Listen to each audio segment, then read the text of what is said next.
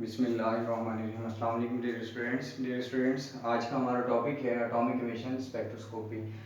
जैसे कि हम स्पेक्ट्रोस्कोपी के हवाले से या कंपाउंड के एनालिसिस के हवाले से डिफरेंट टेक्निक्स को डिस्कस कर रहे हैं, उसमें से एक टॉपिक हमारा है एटॉमिक इमिशन स्पेक्ट्रोस्कोपी।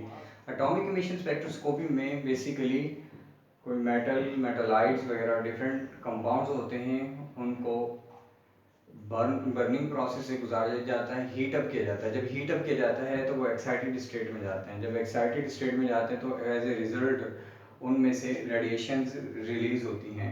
तो रेडिएशंस के रिलीज होने के रिजल्ट में हम कंपाउंड के बारे में डिटेक्ट कर लेते हैं। Atomic emission spectroscopy, second name atomic emission spectroscopy का है ऑप्टिकल इमिशन स्पेक्ट्रोस्कोपी भी कहलाता है।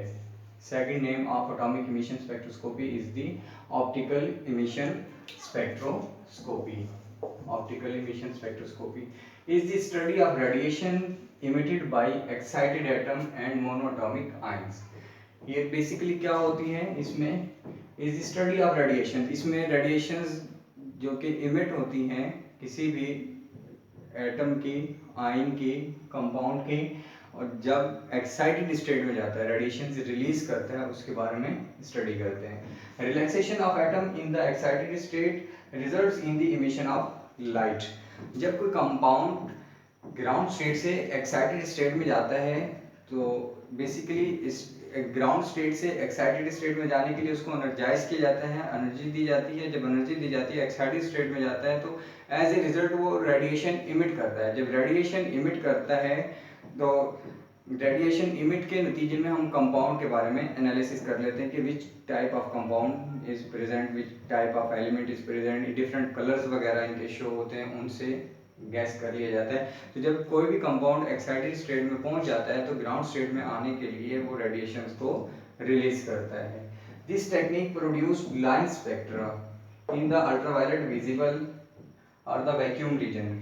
इन तीनों रीजन्स में ये लाइन स्पेक्ट्रम प्रोड्यूस करता है। Atomic emission spectroscopy is used for qualitative and qualitative identification of elements present in the sample.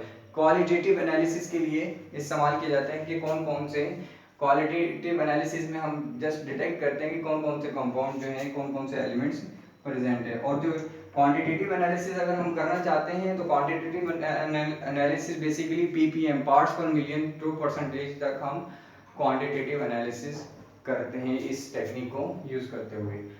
Multi element technique, एक से ज़्यादा एलिमेंट्स को स्टडी किया जा सकता है, एनालाइज किया जा सकता है। यूज्ड फॉर मेटल्स, मेटल्स के लिए इस्तेमाल किया जाता है, मेटलाइट्स के लिए इस्तेमाल किया जाता है, और कुछ नॉन मेटल्स के लिए हम इनको इस्तेमाल करते हैं। Emission wavelength and energy are related by, इसका जो रिलेशन है बेसिकली वो ये इक्वेशन है, delta E is equal to H C over lambda, इसके साथ इसका रिलेशन है। और ये इस रिलेशन की बिहाफ पे इमिशन की जो रेडिएशन रिलीज होती है इस दौरानिये में, उसको स्टडी कर लिया जाता है।